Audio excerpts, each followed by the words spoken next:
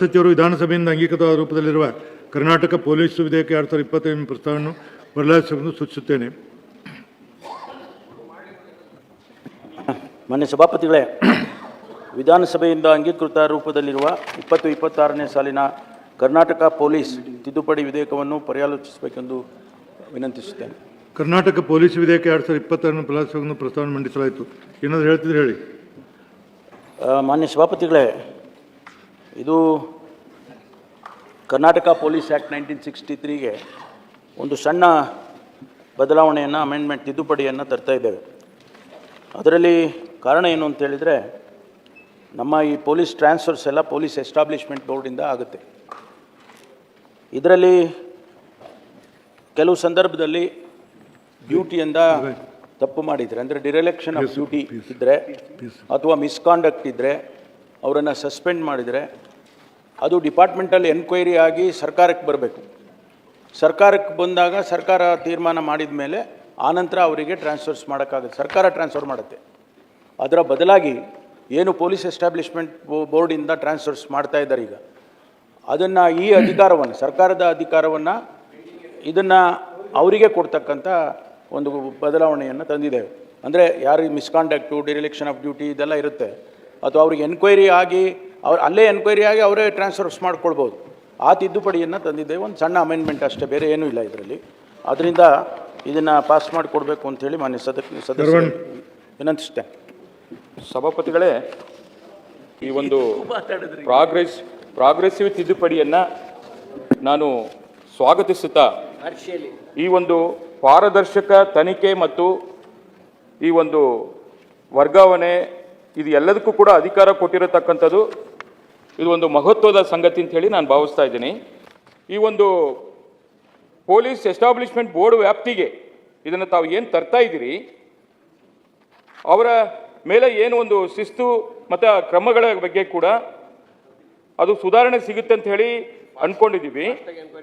ಮತ್ತು ಇದು ಪೊಲೀಸರ ಮೇಲಿನ ಕ್ರಮ, ಈ ರಾಜಕೀಯ ಪ್ರಭಾವ ಯಾವುದೇ ಬೀರದೇ ಇರತಕ್ಕಂಥ ಒಂದು ನಿಟ್ಟಿನಲ್ಲಿ ಅದು ನೋಡಿಕೊಳ್ಳುವಂಥ ಒಂದು ಸುಧಾರಣೆ ಕೂಡ ಆಗಬೇಕು ಅನ್ನೋದು ನನ್ನ ಒಂದು ಉದ್ದೇಶ, ಭಾವನೆ ಕೂಡ ಅನ್ನೋದು ತಮ್ಮಲ್ಲಿ ನಾನು ಹೇಳಲಿಕ್ಕೆ ಬಯಸ್ತಾ ಇದ್ದೀನಿ. ಹೇಮಲತಾ, ಈಗಾಗಲೇ ಮೂಡುಬಿದ್ರೆಯಲ್ಲಿ ಸಂದೇಶ ಅಂತಕ್ಕಂಥ PSI ಅವರ ಬಗ್ಗೆ ದುರ್ನಡತೆ, ಅವ್ರ ಬಗ್ಗೆ ಈಗಾಗಲೇ ಎಲ್ಲ ಮಾಧ್ಯಮದಲ್ಲಿ ಬಂದಿದ್ದೆ. ಸಭಾಪತಿಗಳೇ, ಅವರ ವರ್ತನೆ, ದುರ್ವರ್ತನೆ, ಮಹಿಳೆಯರ ಜೊತೆಗೆ ನಡ್ಕೊಳ್ಳೋ ರೀತಿ ಮತ್ತು ವ್ಯಕ್ತಿಗಳನ್ನು ಅನೈಚ್ಛಿಕವಾಗಿ ಅವ್ರ ಮೇಲೆ ಕೇಸ್ ಹಾಕಿಬಿಟ್ಟು ಆ ಮಹಿಳೆಯರ ಮೇಲೆ ನಡೀತಕ್ಕಂಥ ದೌರ್ಜನ್ಯ ಇತ್ತೀಚೆಗೆ ಭಾಳ ಆಗ್ತಾಯಿದ್ದಾವೆ ಕೆಲವೊಂದು ಭಾಗದಲ್ಲಿ. ಆಮೇಲೆ ಪೊಲೀಸರು ಕೂಡ ಅನುಚಿತ ವರ್ತನೆ ಇವತ್ತಿನ ದಿನ ಯಾವುದಾದ್ರೂ ಒಂದು ಸ್ಥಳದಲ್ಲಿ ಬಂದೋಬಸ್ತಿಗಂತ ಹೋದಲ್ಲಿ ಅವ್ರ ವರ್ತನೆ ಕೂಡ ವಿಚಿತ್ರವಾಗಿರ್ತದೆ.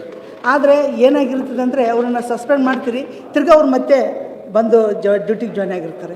ಸಣ್ಣ ಪುಟ್ಟ ಗ್ರಾಮದಲ್ಲಾದರೂ ಕೂಡ ಅಷ್ಟೇ. ರೈತರಿಗಂತೂ ಭಾಳಷ್ಟು ಅವ್ರ ಬಗ್ಗೆ ಭಾಳಷ್ಟು ವರ್ತನೆಗಳು ನೋಡಿದರೆ ರೈತರು ಬೇಸರ್ಕೊಂಡ್ಬಿಟ್ಟಿರ್ತಾರೆ. ಸಣ್ಣ ಪುಟ್ಟ ಇದಕ್ಕೆ ಟ್ರ್ಯಾಕ್ಟರ್ದ ಮುಂದಿನ ಮಷಿನ್ ಹಿಡಿತಾರೆ, ಟ್ರ್ಯಾಲಿ ಬಿಡ್ತಾರೆ. ಒಂದೊಂದು ಸಲ ಬೆಳಗ್ಗೆ 7 ಗಂಟೆಯಿಂದ ಮೊನ್ನೆ ಒಬ್ಬ ರೈತನ 7 ಗಂಟೆ ದಿನ ಸಂಜೆ 7 ಗಂಟೆ ತನಕ ತನ್ನ ಸ್ಟೇಷನಲ್ಲಿ ಕೂರಿಸ್ಕೊಂಡಿದ್ದಾರೆ ಮುನ್ರಾಬಾದ್ನಲ್ಲಿ. ಈ ಸದ್ಯ ಇದ್ದಾರೆ ಅವ್ರ PSI ಅವರು. ನಾನು SP ಅವ್ರಿಗೆ ಫೋನ್ ಮಾಡಿ ಹೇಳಿದೆ, ಬದುಕು ಮಾಡ್ಕೊಂಡು ತಿಂತಕ್ಕಂಥ ಒಬ್ಬ ರೈತನ ನೀವು ಯಾಕೆ ಇಟ್ಕೊಂಡು ಕೊಡ್ತೀರಿ? ಅದು ಬೆಳಗ್ಗೆಯಿಂದ ಅವು ಯಾವ ಲೆಕ್ಕಕ್ಕೂ ಬರೋದಿಲ್ಲ. ಖಾಲಿ ನಿವೇಶನಗಳಲ್ಲಿ ಇತ್ತೀಚೆಗೆ ಭಾಳಷ್ಟು ಬಂದು ಕುಂತ್ಕೊಂಡು ಮೊಬೈಲ್ ಬೆಳಕಿನಲ್ಲಿ, ಕತ್ಲ ಇದ್ದರೂ ಕೂಡ ಮೊಬೈಲ್ ಬೆಳಕಿನಲ್ಲಿ ಬಂದು ಅವರು ಪಾರ್ಟಿ ಮಾಡ್ತಕ್ಕಂಥದ್ದಿದೆ. ನಾನು ಫೋನ್ ಮಾಡಿದ ತಕ್ಷಣ ಬರೋದಿಲ್ಲ, ಬರ್ತಾರೆ, ಲೇಟಾಗಿ ಬರ್ತಾರೆ. ಆ ಒಂಥರ ಯಾವುದೂ ಪಾಲನೆ ಮಾಡೋದಿಲ್ಲ, ಎಲ್ಲದರ ಬಗ್ಗೆ ಕೇರ್ಲೆಸ್ ಇರ್ತಕ್ಕಂಥದ್ದಿದೆ. ಮಾನ್ಯ ಸಭಾಪತಿಗಳೇ, ಇದರಲ್ಲಿ ಅಸಮರ್ಥತೆ ಹೊಂದಿದ ದೈಹಿಕ ಅಥವಾ ಮಾನಸಿಕ ಅಸ್ಪಷ್ಟತೆಯಿಂದ ಅಸಮರ್ಥತೆ ಹೊಂದಿದ್ದಲ್ಲಿ ಅಂತ ಹೇಳಿದಿರಿ. ಅಸಮರ್ಥತೆ ಹೊಂದಿದ್ದವರಿಗೆ ಟ್ರಾನ್ಸ್ಫರ್ ಮಾಡೋದು ಪರಿಹಾರನ? ಟ್ರಾನ್ಸ್ಫರ್ ಮಾಡೋ ಅದೇ ಪ್ಲೇಸ್ ಕೊಡ್ತೀರಿ. ನಿಮಗೆ ಅಸಮರ್ಥತೆ ಇರೋರಿಗೆ ಇನ್ನೊಂದು ಕಡೆ ಟ್ರಾನ್ಸ್ಫರ್ ಮಾಡೋದು ಎಷ್ಟು ಮಟ್ಟಿಗೆ ಸರಿ? ಮತ್ತು ಅಪರಾಧ ನಿರ್ಣಿತರಾಗಿದ್ದಲ್ಲಿ ಅವ್ರನ್ನ, ಅಥವಾ ನೈತಿಕವಾಗಿ ಅಧಪತನ ಹೊಂದಿದ್ರೆ ಅವ್ರಿಗೆ ಟ್ರಾನ್ಸ್ಫರ್ ಮಾಡಿದರೆ ಮತ್ತು ಅವರಿಗೆ ಪೋಸ್ಟ್ ಅದೇ ಕೊಡ್ತೀರೋ, ಬೇರೆ ಪೋಸ್ಟ್ ಕೊಡ್ತೀರೋ, ಏನು ಮಾಡ್ತೀರಿ? ಮತ್ತು ಇದರ ನೆಪದಲ್ಲಿ ಇದರ ದುರ್ಬಳಕೆಯನ್ನು ತಡೆಯೋದಕ್ಕೆ ಏನು ಮಾಡಿದ್ದೀರಿ? ಇದರ ನೆಪದಲ್ಲಿ ದುರ್ಬಳಕೆನೂ ಆಗಬಾರ್ದಲ್ಲ. ಯಾರನ್ನೋ ಒಬ್ಬನ್ನ ಡಿಸ್ಟೆಬಲೈಸ್ ಮಾಡಬೇಕು, ಟ್ರಾನ್ಸ್ಫರ್ ಮಾಡಬೇಕು ಅನ್ನೋದಕ್ಕೆ ಈ ನೆಪವನ್ನು ಇಟ್ಕೊಂಡು ದುರ್ಬಳಕೆ ಮಾಡ್ಕೊಳ್ಳೋದ ರೀತಿಯಲ್ಲಿ ಏನು ಪರಿಹಾರ ಇದೆ? ಒಳ್ಳೆಯ ಉದ್ದೇಶದಿಂದ ತಂದಿದ್ದಾರೆ. ಆದರೆ ನನ್ನ ಮನಸ್ಸಲ್ಲಿ ಇರ್ತಕ್ಕಂಥದ್ದು, ಎಸ್ಟಾಬ್ಲಿಷ್ಮೆಂಟ್ ಬೋರ್ಡ್ ಅಂದರೆ ಯಾರೆಲ್ಲ ಇರ್ತಾರೆ? ಎಸ್ಟಾಬ್ಲಿಷ್ಮೆಂಟ್ ಬೋರ್ಡಲ್ಲಿ ಗೃಹ ಸಚಿವರು ಇರ್ತಾರೋ ಇಲ್ವೋ? ಅಥವಾ ಗೃಹ ಸಚಿವರು ಇಲ್ಲದೇ ಇದ್ದರೆ ಈ ದುರ್ನಡತೆಗಳು ಇಂಥದ್ದೆಲ್ಲ ಆದಾಗ ಅದಕ್ಕೂ at least home minister should be consulted ಅಲ್ವಾ? ದುರ್ನಡತೆಗಳು ಇಂಥದ್ದೆಲ್ಲ ಆದಾಗ ಸರ್ಕಾರಕ್ಕೆ ಏನು ಕ್ರಮ ಬೇಡವಾ ತಗೊಳ್ಳುವಂಥದ್ದು? ಅಂಥ ಸೀರಿಯಸ್ ಅಫೆನ್ಸ್ಗಳಾದಾಗ ಅಥವಾ ಒಂದು ಸೀರಿಯಸ್ ಕ್ರೈಮ್ಗಳಾದಾಗ ಅಮಂಗ್ ದಿ ಪೊಲೀಸ್ ತಾವು ಅದನ್ನು ಏನೂ ಅಧಿಕಾರ ಇಟ್ಕೊಳ್ಳೋದು ಎಲ್ಲ ಅವರಿಗೆ ಕೊಟ್ಬಿಡೋಣ, ಅವರೇ ಮಾಡಲಿ ಅಂದರೆ ಸರ್ಕಾರದ ಜವಾಬ್ದಾರಿ ಏನು ಅಂತ ಕೇಳಲಿಕ್ಕೆ ಬಯಸ್ತೇನೆ. ಈ ಬಿಲ್ ತಂದಿರತಕ್ಕಂಥದ್ದು ನೋಡಿದರೆ ಎಲ್ಲ ಒಂದು ಕಡೆ ನಾವು ಪೊಲೀಸ್ ಇಲಾಖೆಯನ್ನು ಸದೃಢಗೊಳಿಸಬೇಕು ಮತ್ತು ಅವರು ಇನ್ನು ಪರಿಣಾಮಕಾರಿ ಕೆಲಸ ಮಾಡಬೇಕು ಅನ್ನೋ ಕಾರಣಕ್ಕೋಸ್ಕರವಾಗಿ ಕರ್ನಾಟಕ ಪೊಲೀಸ್ ಆ್ಯಕ್ಟ್ 1963 ತಿದ್ದುಪಡಿ ವಿಧೇಯಕ 2026 ತಂದಿದ್ದಾರೆ ನಾನು ಭಾವಿಸಿದ್ದೇನೆ. ಇಲ್ಲಿ ಮೂಲತಃ ಮಾತಾಡಬೇಕು ಅಂತಂದರೆ ಸಾಹೇಬರು ಮಾತಾಡ್ತಾ ಇದ್ರು, ಇದು ಎಲ್ಲದಕ್ಕೂ ಕೂಡ ಸರ್ಕಾರದ ಮೇಲೆ ಡಿಪೆಂಡ್ ಆಗ್ತಾ ಇದ್ರು. ಹಾಗಾಗಿ ಅದು ಇಷ್ಟು take some time also. Administrative ರಿಫಾರ್ಮ್ಸಲ್ಲಿ ಇದೆಲ್ಲ ಬೇಕಾಗಿರ್ತಕ್ಕಂಥದ್ದು. ನಾವು ಅಧಿಕಾರಿಗಳನ್ನ ನಂಬಿ ಕಾರ್ಯಾಂಗವನ್ನು ನಂಬಿ ಶಾಸಕಾಂಗ ಕೆಲಸ ಮಾಡ್ತಕ್ಕಂಥ ಸಂದರ್ಭದಲ್ಲಿ ಕೆಲವು ಅಧಿಕಾರಗಳನ್ನು ಮತ್ತು ಸ್ವಾಯತ್ತತೆಯನ್ನು ಅಧಿಕಾರಿಗಳಿಗೆ ಕೊಡಬೇಕಾಗಿರ್ತಕ್ಕಂಥ ಪ್ರಜಾತಂತ್ರ ವ್ಯವಸ್ಥೆಯಲ್ಲಿ ಇರತಕ್ಕಂಥ ಮೂಲ ಉದ್ದೇಶ ಅಂತ ತಿಳ್ಕೊಂಡಿದ್ದೀನಿ. ಅದರ ಅನುಗುಣವಾಗಿ ತಂದಿರತಕ್ಕಂಥ ಬಿಲ್ಲನ್ನು ನಾವು ತಿದ್ದುಪಡಿಯನ್ನು ಖಂಡಿತವಾಗ್ಲೂ ಕೂಡ ಸ್ವಾಗತ ಮಾಡಬೇಕು. ಅಧಿಕಾರಿಗಳೇ ಜವಾಬ್ದಾರಿಯುತವಾಗಿ ಕಾನೂನು ಸುವ್ಯವಸ್ಥೆಯನ್ನು ಕಾಪಾಡತಕ್ಕಂಥ ಅಧಿಕಾರಿಗಳ ನಂಬಿಕೆ ನಮಗಿನ್ನ ಅದು ಸರ್ಕಾರಕ್ಕೆ ಇಲ್ಲ ಅಂದರೆ ನಾವು ಆಡಳಿತ ನಡೆಸಲಿಕ್ಕೆ ಸಾಧ್ಯ ಆಗೋದಿಲ್ಲ, ಲಾ ಆ್ಯಂಡ್ ಆರ್ಡರ್ ಮೇಂಟೈನ್ ಮಾಡಲಿಕ್ಕೂ ಸಾಧ್ಯ ಇದೆ. ಹಾಗಾಗಿ ನಂಬಿಕೆಯೊಂದಿಗೆ ಆ ತಿದ್ದುಪಡಿಗಳನ್ನ ತಂದು ಅವ್ರಿಗೆ ಅಧಿಕಾರ ಕೊಡ್ತಕ್ಕಂಥದ್ದು, ಆ ಸಸ್ಪೆನ್ಷನ್ನು ರಿವೋಕ್ ಮಾಡೋದು, ಇನ್ನೊಂದು ಮಾಡ್ತಕ್ಕಂಥ ವಿಚಾರಗಳಿಗೆ ವರಿಷ್ಠ ಅಧಿಕಾರಿಗಳಿಗೆ ಕೊಟ್ಟಿರ್ತಕ್ಕಂಥದ್ದನ್ನು ನಾನು ಸ್ವಾಗತ ಮಾಡ್ತೇನೆ. ಅಂದರೆ ಲೋಕಾಯುಕ್ತನ ಕೆಲವು ರಿಪೋರ್ಟ್ಗಳು ಬರ್ತದೆ ಮಾನ್ಯ ಸಭಾಪತಿಗಳೇ, ಕೆಲವು ಅಧಿಕಾರಿಗಳ ಮೇಲೆ ಭ್ರಷ್ಟಾಚಾರದ ಮೇಲೆ ಬಂದಾಗ ಸರ್ಕಾರ ತೀರ್ಮಾನ ಮಾಡೋದೇ ಇಲ್ಲ, ತುಂಬ ವರ್ಷಗಳು ತಗೊಳ್ತಾರೆ ಅದನ್ನು ತೀರ್ಮಾನ ಮಾಡಲಿಕ್ಕೋಸ್ಕರ. ಅದಕ್ಕೂ ಕೂಡ ಅವ್ರು ಏನಾದರೂ ಕೂಡ ಹೇಳೋದಾದರೆ ಈ ಪ್ರಾವಿಷನ್ ಮೂಲಕ ನಾವು ಖಂಡಿತವಾಗ್ಲೂ ಸ್ವಾಗತ ಮಾಡ್ತೇವೆ. ಇಂಥ ಬಿಲ್ಗಳ ಅವಶ್ಯಕತೆ, ಪಾರದರ್ಶಕತೆ ಮತ್ತು ಆಡಳಿತ ಸುಧಾರಣೆಗೆ ಪ್ರಮುಖವಾಗಿರ್ತಕ್ಕಂಥ ಅಮೆಂಡ್ಮೆಂಟ್ಗಳನ್ನ ಪೊಲೀಸ್ ಆ್ಯಕ್ಟ್ ತಂದಿರತಕ್ಕಂಥ ನಾನು ತುಂಬ ಸ್ವಾಗತ ಮಾಡ್ತೇನೆ ಸಭಾಪತಿಗಳು. ಸಭಾಪತಿಗಳೇ, ಮಾನ್ಯ ಗೃಹ ಸಚಿವರು ಏನೀಗ ಈ ಒಂದು ತಿದ್ದುಪಡಿ ತಂದಿರೋವಂಥದ್ದನ್ನು ನಾನು ಕೇಳಬಯಸ್ತೇನೆ. ಕಾನೂನು ಸುವ್ಯವಸ್ಥೆ ಕಾಪಾಡುವಂಥದ್ರಲ್ಲಿ ಪೊಲೀಸ್ ಇಲಾಖೆದು ಭಾಳ ಮುಖ್ಯವಾದಂಥ ಪಾತ್ರ ಇದೆ. ಈಗ ಹಿಂದೆ ಈ ಅಧಿಕಾರ ಸರ್ಕಾರದ ಹಂತದಲ್ಲಿ ಇದ್ದಿದ್ದು, ಈಗ ತಾವು ಮತ್ತೆ ಅದನ್ನು ಬೋರ್ಡಿಗೆ ವರ್ಗಾಯಿಸೋದ್ರ ಮೂಲಕ ಈಗಾಗಲೇ ರಾಜ್ಯವ್ಯಾಪಿ ಸಾಕಷ್ಟು ಈ ಥರ ಡಿರ್ಲಿಕ್ಷನ್ ಆಫ್ ಡ್ಯೂಟಿ ಆಗಿರೋವಂಥದ್ದು, ಬೇರೆ ಬೇರೆ ರೀತಿಯಾದಂಥ ಅಕ್ರಮಗಳಲ್ಲಿ ಪೊಲೀಸ್ನವ್ರು ಭಾಗಿಯಾಗಿರುವಂಥದ್ದು ಇವತ್ತು ಇಡೀ ರಾಜ್ಯವ್ಯಾಪಿ ಅದು ಚರ್ಚೆ ಆಗ್ತಾ ಇದೆ. ನಾನು ಕೇಳೋವಂಥದ್ದು ಮಾನ್ಯ ಸಚಿವರೇ, ಈಗ ಸರ್ಕಾರ ಈ ಅಧಿಕಾರವನ್ನು ಬೋರ್ಡಿಗೆ ವರ್ಗಾವಣೆ ಮಾಡೋವಂಥದ್ರಿಂದ ಏನು ಅಡ್ವಾಂಟೇಜನ್ನು ತಾವು ನೋಡ್ತಾ ಇದ್ದೀರಾ? ಯಾಕಂದರೆ ಈಗ ಅವರು ಏನಾದ್ರು ಸಣ್ಣ ಪ್ರಮಾಣದ ಡಿರ್ಲಿಕ್ಷನ್ನು ಏನೋ ಆ ಥರದ್ದಿದ್ದು ಅವ್ರು ತೀರ್ಮಾನ ಮಾಡಿದ್ರೆ ಅದು ಮಾನ್ಯ ಮಾಡ್ಬೋದು. ಆದರೆ ಭಾಳಷ್ಟು ಈ ಯಾವ ಹಂತದ ಡಿರ್ಲಿಕ್ಷನ್ ಅಂತ ಏನಾದ್ರು ನೀವು ನಿಶ್ಚಯ ಮಾಡ್ತೀರಾ? ಅಥವಾ ಅವರ ಯಾವ ಲೋಪದೋಷಗಳು, ಅವರ ಸರ್ವಿಸ್ನಲ್ಲಿ ಕಾಣುವಂಥ ಲೋಪದೋಷಗಳಿಗೆ ಇಷ್ಟು ಲೋಪಗಳನ್ನು ಈ ಬೋರ್ಡ್ ಮಾಡ್ಬೋದು, ಉಳಿದಂಥದ್ದು ಸರ್ಕಾರದ ಹಂತಕ್ಕೆ ಮಂತ್ರಿಗಳ ಹಂತಕ್ಕೆ ಬರ್ಬೋದು ಅನ್ನೋಂಥದ್ದು ಏನಾರು ವರ್ಗೀಕರಣ ಮಾಡ್ತೀರಾ? ಎಲ್ಲವೂ ಕೂಡ ನೀವು ಬೋರ್ಡಿಗೆ ಕೊಟ್ಬಿಟ್ರೆ ಸರ್ಕಾರಕ್ಕೆ ಏನು ನಿಯಂತ್ರಣ ಇರುತ್ತೆ? ಅಧಿಕಾರಿಗಳು ತಪ್ಪು ಮಾಡಿರೋವಂಥದ್ರಲ್ಲಿ ಹೌದು ಈ ತಪ್ಪಿಗೆ ಅವ್ರಿಗೆ ಶಿಕ್ಷೆ ಕೊಡುವಂಥದ್ದಕ್ಕೆ ಅರ್ಹರಾಗಿದ್ದಾರೆ ಅಥವಾ ಇಲ್ಲ ಅನ್ನುವಂಥ ಹಕ್ಕನ್ನು ನೇರ ನೀವು ಬೋರ್ಡಿಗೆ ಕೊಟ್ಬಿಟ್ರೆ ಬೋರ್ಡಲ್ಲಿರೋಂಥವ್ರು ಮತ್ತು ಎಲ್ಲ ಅಧಿಕಾರಿಗಳೇ, ಅವರೇ ನಿರ್ಣಯ ಮಾಡಬೇಕಾದಂಥವರೇ ಇರ್ತಾರೆ. ಹಾಗಾಗಿ ಎಲ್ಲೋ ಒಂದು ಕಡೆ ಸರ್ಕಾರ ಈ ಒಂದು ಶಕ್ತಿ ಅಥವಾ ಜವಾಬ್ದಾರಿಯನ್ನು ಒಂದು ಸಂಸ್ಥೆಗೆ ನೀಡೋದ್ರ ಮೂಲಕ ತನಗೆ ಇರ್ಬೋದಾದಂಥ ಒಂದು ಅತೀಮವಾದಂಥ ಒಂದು ಏನು ಒಂದು ಕಾನೂನುದತ್ತವಾಗಿದೆ ಒಂದು ಇಲಾಖೆಗೆ, ಅದನ್ನೇ ಡೈಲ್ಯೂಟ್ ಮಾಡ್ತಾ ಇದ್ದೇವೆ ಅಂತ ತಮಗೆ ಅನ್ನಿಸ್ತಾ ಇಲ್ವಾ? ಸನ್ಮಾನ್ಯ ಸಚಿವರು ಇಲ್ಲಿ ತಂದಿದ್ದಾರೆ, ಅದನ್ನು ಸ್ವಾಗತ ಮಾಡ್ತಾ ನನ್ನ ಅನುಭವದಲ್ಲಿ ಒಂದು 2-3 ಮಾತಾಡಲಿಕ್ಕೆ ಇಷ್ಟಪಡ್ತೇನೆ. ಯಾಕೆ ಅಂತ ಹೇಳಿದ್ರೆ ಇಲಾಖೆ ಇರೋದು ಹೈರಾರ್ಕಿಯಲ್ ಇಲಾಖೆ. ಅದರಲ್ಲಿ ಖಂಡಿತ ಏನು IPS ಅಧಿಕಾರಿಗಳಿರ್ಬೋದು, ಇದು ಸ್ಟೇಟಿಂದ ಹೋಗುವಂಥವ್ರದ್ದು ಕೇಡರ್ ಬೇಸ್ಡ್ ಅಧಿಕಾರಿಗಳು ಈ ಒಂದು ಏನು ಬೋರ್ಡ್ ಮುಖಾಂತರ ಇವತ್ತೇನು ದುರ್ನಡತೆ ಅಥವಾ ಸಂಪೂರ್ಣ ನಿರ್ಲಕ್ಷ್ಯತೆ ಅಥವಾ ಕರ್ತವ್ಯ ಲೋಪ ಅಥವಾ ನೈತಿಕ ಅಂಧಪತನ ಕೃತ್ಯ ಮಾಡಿದಲ್ಲಿ ಅಂತೇಳಿ ಏನಿದೆಯೋ ಇದು ಸರ್ಕಾರದ ಮಟ್ಟಕ್ಕೆ ಬಂದು ನಿರ್ಣಯ ಆಗ್ತಿತ್ತು. ಅದನ್ನ ಬೋರ್ಡ್ ಹಂತಕ್ಕೆ ತಂದಿರೋದು ಖಂಡಿತ ಸ್ವಾಗತಾರ್ಹ, ಯಾಕಂದರೆ ಸಮಯ ಉಳಿಯುತ್ತೆ ಅಂತ ನಾನು ಭಾವಿಸ್ತೇನೆ. ಎರಡನೇ ವಿಚಾರ ಏನಂದರೆ ನಿರ್ದಿಷ್ಟ ಸಮಯದಲ್ಲಿ ಏನು ಇತ್ಯರ್ಥ ಮಾಡೋದಕ್ಕೆ ಒಂದು ಕಾಲಮಿತಿಯನ್ನು ಹಾಕಬೇಕಾಗಿ ಬರುತ್ತೆ. ನಿಷ್ಪಕ್ಷಪಾತವಾಗಿ ಕೆಲಸ ಮಾಡಲಿಕ್ಕೆ ಅಲ್ಲಿ ನೇಮಕ ಮಾಡುವಂಥ ಬೋರ್ಡಲ್ಲಿ ಮಂಡಳಿಯಲ್ಲಿ ಯಾರು ನೇಮಕ ಮಾಡ್ತೀವೋ ಅವರು ಖಂಡಿತ ಇಲ್ಲಿ ಸೂಕ್ಷ್ಮವಾಗಿ ಗಮನಿಸಬೇಕಾಗಿ ಬರುತ್ತೆ. ಆ ಮಂಡಳಿಗೆ ಒಬ್ಬ ನಿವೃತ್ತ ನ್ಯಾಯಾಧೀಶರನ್ನು ಸಹ ನೇಮಕ ಮಾಡಿದ್ರೆ ಒಳ್ಳೆಯದು ಅಂತ ನಾನು ಭಾವಿಸ್ತೇನೆ. ಸಭಾಪತಿಗಳೇ,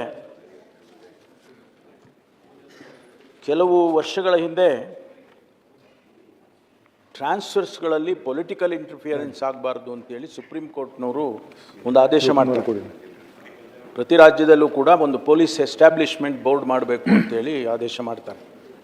ಅದರಲ್ಲಿ ಯಾರು ಪೊಲಿಟಿಷಿಯನ್ಸು ಕೂಡ ಇರಬಾರ್ದು, ಅಂದರೆ ಮಿನಿಸ್ಟ್ರು ಚೇರ್ಮನ್ ಮತ್ತು ಅದೇ ಆಗುತ್ತೆ ಅಂತೇಳಿ ಅವರು ಅಧಿಕಾರಿಗಳಿಗೆ ಮಾಡಬೇಕು ಅಂತೇಳಿ ಪೊಲೀಸ್ ಎಸ್ಟಾಬ್ಲಿಷ್ಮೆಂಟ್ ಬೋರ್ಡಿಗೆ ಜವಾಬ್ದಾರಿಯನ್ನು ಕೊಡ್ತಾರೆ. ಅದರಲ್ಲಿ ಆ ಪೊಲೀಸ್ ಎಸ್ಟಾಬ್ಲಿಷ್ಮೆಂಟ್ ಬೋರ್ಡಿಗೆ ಚೇರ್ಮನ್ನು DG IG ಇರ್ತಾರೆ, ಆಮೇಲೆ 3 ಜನ ADGPಗಳಿರ್ತಾರೆ, ಒಬ್ಬರು ಅಡ್ಮಿನಿಸ್ಟ್ರೇಟಿವ್ ADGP ಅವರು ಮೆಂಬರ್ ಸೆಕ್ರೆಟರಿ ಇರ್ತಾರೆ.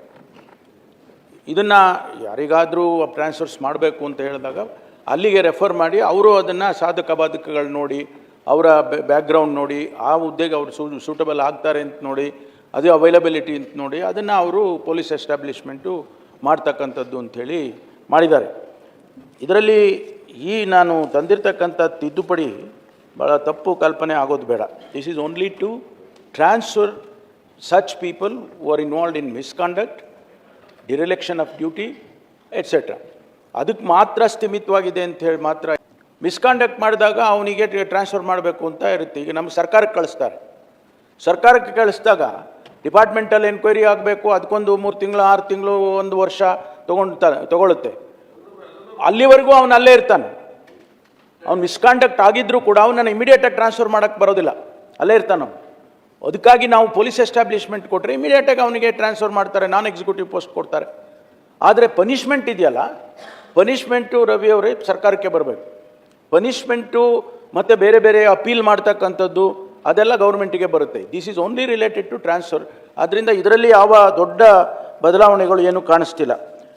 ಈ ಒಂದು ಪೊಲೀಸ್ ಎಸ್ಟಾಬ್ಲಿಷ್ಮೆಂಟಿಗೆ ಬರೋದು ಸರ್ಕಲ್ ಇನ್ಸ್ಪೆಕ್ಟರ್ಸು, DYSPಗಳು, ತಿರ್ಗಾ ಅಡಿಷನಲ್ SP ಎಲ್ಲ ಬೇರೆ ಸರ್ಕಾರಕ್ಕೆ ಬರುತ್ತೆ. ಅಡಿಷನಲ್ SP ಸರ್ಕಾರ ಮಾಡುತ್ತೆ. ಆಮೇಲೆ IPS ಆಫೀಸರ್ಸನ್ನು ಸರ್ಕಾರ ಮಾಡುತ್ತೆ, ಅಂದರೆ DPR ಮಾಡುತ್ತೆ. ಅದು ಹೋಮ್ ಡಿಪಾರ್ಟ್ಮೆಂಟು ಮಾಡೋದಿಲ್ಲ. ಆದ್ದರಿಂದ ಇದು ಓನ್ಲಿ ಇನ್ಸ್ಪೆಕ್ಟರ್ಸ್ ಆ್ಯಂಡ್ DYSPs ಅಷ್ಟೇ, ಅಪ್ ಟು ಅಲ್ಲಿವರೆಗೂ ಮಾಡ್ತಕ್ಕಂಥದ್ದು. ಆದ್ದರಿಂದ ಡಿರೆಲೆಕ್ಷನ್ ಆಫ್ ಡ್ಯೂಟಿ ಮಾಡಿಯೂ ಅವನು ಅಲ್ಲೇ ಇರ್ತಾನೆ, ಮಿಸ್ಕಂಡಕ್ಟ್ ಮಾಡಿನೂ ಅಲ್ಲೇ ಇರ್ತಾನೆ. ಅದಾಗೋದು ಬೇಡ, ಇದು ಡಿಲೇ ಆಗ್ತದೆ ಸರ್ಕಾರಕ್ಕೆ ಬಂದು ಹೋಗುವಾಗ ಅಂತ ಸರ್ಕಾರದ ಅಧಿಕಾರವನ್ನು PBಗೆ ಕೊಡ್ತಾ ಇದ್ದೀವಿ. Just speed up the process ಅಷ್ಟೇ. ಪನಿಷ್ಮೆಂಟ್ ಏನು ಮಾಡಬೇಕು ಅಂತೇಳಿ ಅವರು ರೆಕಮೆಂಡ್ ಮಾಡಿದಾಗ ಆ ಪನಿಷ್ಮೆಂಟನ್ನು ಸರ್ಕಾರ ಕನ್ಸಿಡರ್ ಮಾಡುತ್ತೆ. ಅದರಲ್ಲೂ ಅವ್ರಿಗೆ ಅವಕಾಶ ಕೊಡ್ತೀವಿ, ಅಪೀಲ್ ಮಾಡ್ಕೊಳ್ಳೋಕೆ ಅವಕಾಶ ಮಾಡಿಕೊಡ್ತೀವಿ. ವಿಧಾನಸಭೆಯಿಂದ ಅಂಗೀಕೃತವಾದ ರೂಪದಲ್ಲಿರುವ ಕರ್ನಾಟಕ ಪೊಲೀಸ್ ವಿಧೇಯಕ 2026 ಪ್ರಹ್ಲಾದ್ ಸೂಚಿಸುತ್ತೇನೆ. ಪ್ರಸ್ತಾವದ ಪರವಾಗಿ ಹೌದೆಂದು ಸೂಚಿಸಬೇಕು, ವಿರೋಧವಾಗಿ ಇಲ್ಲ ಎಂದು ಸೂಚಿಸಬೇಕು. ಪ್ರಸ್ತಾವದ ಪರವಾಗಿ ಭಾವಿಸುತ್ತೇನೆ, ಪ್ರಸ್ತಾವದ ಪರವಾಗಿ ಭಾವಿಸುತ್ತೇನೆ, ಪ್ರಸ್ತಾವದ ಪರವಾಗಿದೆ, ಪ್ರಸ್ತಾವ ಪರವಾಗಿದೆ, ಪ್ರಸ್ತಾವ ಅಂಗೀಕಾರವಾಗಿದೆ.